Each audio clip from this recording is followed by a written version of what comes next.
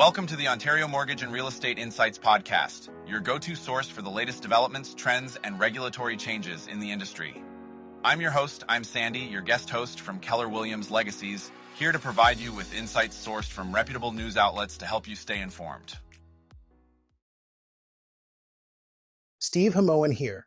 This is brought to you by Real Approved Inc., a trusted mortgage brokerage dedicated to helping Canadians achieve their homeownership dreams. Visit realapproved.ca to learn more about how our experienced team can assist you with your mortgage needs. Let's dive into today's episode. Today's first topic is the Bank of Canada's decision to lower interest rates, a move that hasn't happened since March. This decision has a direct impact on variable mortgage rates, and it's causing quite a stir in the fixed versus variable rate debate. That's right, Sandy. With the Bank of Canada lowering rates, variable rates are becoming an attractive option for many price-sensitive borrowers. Penelope Graham, a mortgage expert at ratehub.ca, points out that this growing narrative suggests rates might continue to decrease, making variable rates more appealing. Exactly, Steve. However, it's not just about the rates dropping. It's also about the borrower's risk tolerance. The economic landscape is still quite unpredictable, especially with trade issues that could push inflation upward. So, while variable rates might seem appealing now, they do come with risks. Penelope Graham also mentioned that while fixed rates are starting to reflect the downward pressure on bond yields, the lowest variable rate is now at 3.70% compared to the fixed rate at 3.94%. For someone with an average-priced home, this could mean saving about $84 per month if their mortgage rate drops from 3.95% to 3.70%. That's a significant savings, Steve. But it's important to consider that the future of interest rates remains uncertain. Stephen Brown, Deputy Chief North America Economist at Capital Economics, noted that the Bank of Canada has dropped any mention of the need for further rate reductions from its statement, which leaves the door open to different possibilities down the line. Absolutely, Sandy. While the immediate effect of the rate cut might be clear, the long-term implications still need to be considered. Borrowers should weigh their options carefully and consider their financial situations and risk tolerance before making a decision. Let's shift our focus to the latest data from the Canada Mortgage and Housing Corporation, which reports a 16% drop in Canadian housing starts in August compared to July. This brings the number down to 245,791 units. It's a notable decline, especially considering that the 6-month average for new construction had shown a slight increase. That's right, Sandy. Kevin Hughes, the Deputy Chief Economist at CMHC, commented that this adjustment aligns with forecasts and current market intelligence. It's reflective of decisions made when interest rates were lower and investor confidence was higher. It seems like the market is adjusting to the new economic realities. Despite this monthly decline, it's interesting to note that housing starts in centers with populations over 10,000 actually rose 10% year over year, reaching 18,408 units in August. So, while the monthly numbers paint a more somber picture, the year-over-year growth remains positive. Exactly. And when we look at the year-to-date totals, they stand at 156,283 units, which is a 4% increase from the same period last year. Cities like Vancouver and Montreal have seen significant year-over-year increases, with Vancouver leading at a 46% rise, largely driven by multi-unit and single-detached projects. Montreal follows with a 32% jump, mainly due to multi-unit construction. Meanwhile, Toronto's housing starts have held steady compared to August 2024. But overall, the first half of 2025 saw housing starts remain flat, with notable differences across cities. Calgary, Edmonton, Montreal, Ottawa, and Halifax have reached or approached record highs, while Toronto and Vancouver, being Canada's priciest markets, have slowed national growth. This data comes at a time when policymakers and industry leaders are trying to tackle housing affordability and supply issues.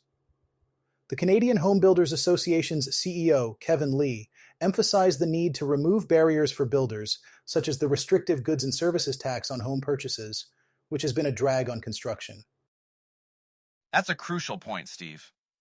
Without addressing issues like the goods and services tax, achieving the Prime Minister's target of 500,000 housing starts annually seems challenging.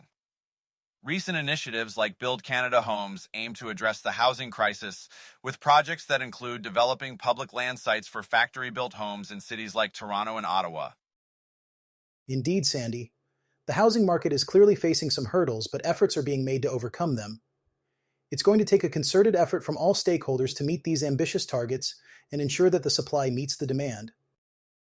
Our next topic is Ontario's progress on its housing target for 2025, and the numbers are not looking promising.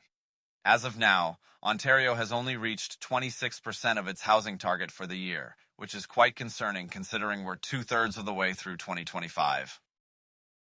That's right, Sandy. The recent data from the Canada Mortgage and Housing Corporation shows that only 5,149 new homes started construction in August, marking a 4% drop compared to the previous year. This means that housing starts in Ontario are down by 23% compared to 2024. It's quite alarming, Steve, especially since Ontario is the only province in Canada experiencing a decline in housing starts this year. Other provinces have either maintained or increased their numbers, with Saskatchewan seeing a significant 50% increase. Ontario Liberal MPP Adil Shamji has been vocal about this issue, stating that Premier Doug Ford has put Ontario in a deeper housing crisis than any other province. Shamji argues that despite the challenges, other provinces are managing to build more homes. Meanwhile, Ontario's Housing Minister Rob Flack has acknowledged that home building is at a standstill and pointed to factors like global economic uncertainties, supply chain disruptions, and tariffs from the United States as contributing issues. It's a complex problem with many layers. Indeed, Sandy. While the minister's office highlights these external challenges, Shamji notes that these issues are not unique to Ontario. Other provinces face similar challenges, but have found ways to increase their housing starts. It's also worth noting that despite these challenges, there is a silver lining. From January to August 2025, Ontario saw a 23% increase in purpose-built rental starts, totaling 13,910 units. This shows some progress in specific areas. Yes, Sandy. While it's a positive development, the province still needs to address the broader issue of declining overall housing, starts to meet its ambitious target of 1.5 million homes by 2031. The current pace is far from what's needed to achieve that goal. Our final story today is about Keypr, a Toronto-based Proptech platform that has recently partnered with Montreal's Nesto to incorporate mortgage services into its offerings for homebuyers in Ontario. This collaboration aims to enhance the digital home buying experience by providing a comprehensive suite of services.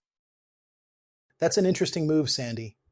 As the real estate market becomes more competitive, platforms like Keypr are looking to differentiate themselves by offering additional value to their users. By integrating Nesto's mortgage services, Keypr is not only expanding its range of services, but also aiming to provide better mortgage rates and reduce legal fees for its users. Absolutely, Steve. Keypr's approach is all about automation and efficiency, guiding buyers through the home buying process seamlessly. John Asher, the chief executive officer of Keypr, mentioned that their goal is to automate everything except for the physical aspects of home buying, like visiting the house and closing the deal. By offering up to 80% cash back on buyers' commissions, Keypr is trying to make home buying more affordable, especially in today's market where home prices are on the rise. And that's not all, Sandy.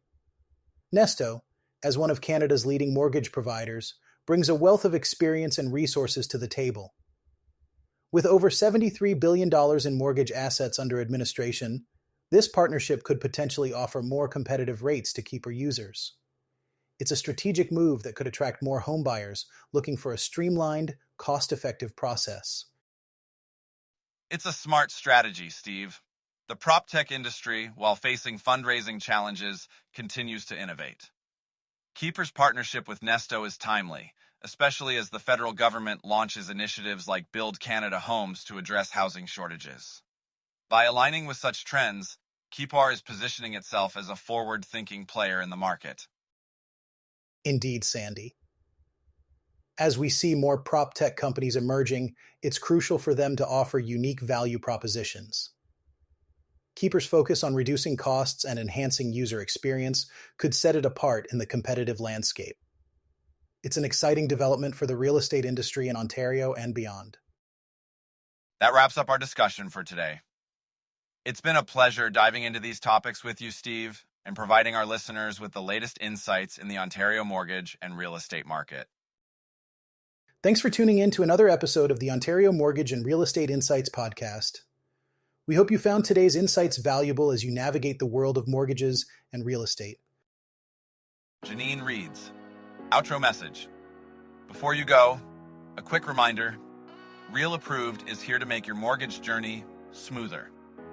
Whether you're buying your first home or refinancing, their experienced team is ready to guide you with personalized support every step of the way. Visit realapproved.ca to get started and take the next step toward achieving your homeownership goals. Catch you next time and stay informed with the latest industry insights.